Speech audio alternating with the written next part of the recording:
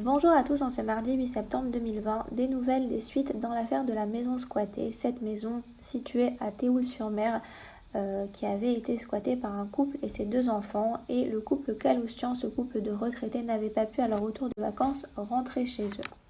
Hier, l'affaire a été très médiatisée puisque Henri, le propriétaire, a livré son témoignage à l'heure des pros, dans l'heure des pros, pardonnez-moi, l'émission de Pascal Praud sur CNews, et cette affaire a pris une ampleur médiatique très importante puisque c'est rapidement retrouvé en top tweet, le tweet squatter.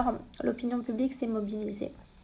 Suite à quoi, en début de soirée, il y aurait eu une altercation entre la femme et le mari aurait été placé en garde à vue.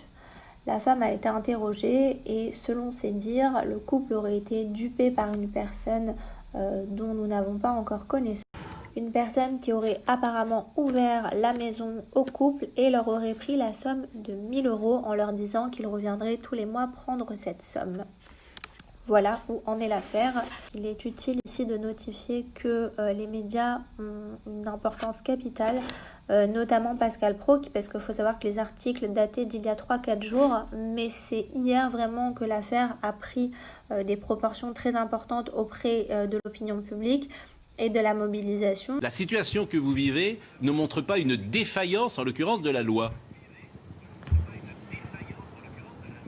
Moi, je trouve que ça se prend des gens pour des cons.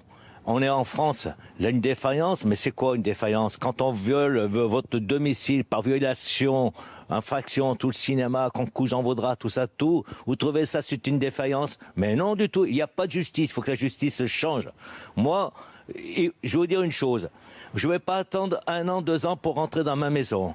J'ai le soutien de tous les gens qui sont à côté de moi, autour de moi, dans toute la France. J'ai une grande famille. Il faut que ça bouge. Je ne répondrai pas s'il arrive quoi que ce soit. Mais je ne vais pas rester dans la rue. Croyez-moi, je ne tiens pas à rester dans la rue. Il faut que la justice fasse son travail le plus rapidement possible. Je suis sur les nerfs. Ma femme, elle fait des cauchemars. Elle s'évanouit, tout ça. Moi, je résiste. Mais s'il m'arrive quoi que ce soit, je vous dis bien, on perd, mettons, si je décède ou ma femme me décède à cause de ce problème-là, je vous certifie ça va devenir rouge à Théoul. Hein. Il faut faire quelque chose d'urgence. Voilà, c'est toute ma réaction, elle est là. C'est une honte. Certains médias ont une grande influence et que si ce monsieur n'avait pas pu témoigner, n'avait pas été invité par Pascal Praud, peut-être que l'affaire n'aurait pas pris cette ampleur. Et il faut savoir que malheureusement, Henri, et on est très heureux pour lui si cette affaire se règle vite, même si la maison n'est pas encore libérée, puisqu'il a... Selon les dernières nouvelles sources BFM TV, un ami de la famille s'y trouverait encore, mais aurait promis de partir rapidement. Voilà, donc je disais, même si on est très heureux pour Henri que cette affaire puisse se régler rapidement, il y a beaucoup de personnes à qui malheureusement cette histoire est arrivée, qui n'ont pas eu la chance que ce soit médiatisé et que ça aille rapidement et que les choses puissent se régler rapidement. Donc je pense qu'il y a des journalistes qui font leur travail, certes, à l'instar de Pascal Praud, mais qui ont une part d'altruisme, et c'était toute la teneur de mon propos dans ma vidéo d'hier. Il y a aussi un côté altruiste qu'il est nécessaire d'avoir, ou du moins de retrouver dans notre société. J'en parlais hier et le réalisateur m'a répondu en me disant que le film Fury passe sur Canal+ et ce vendredi 11 septembre.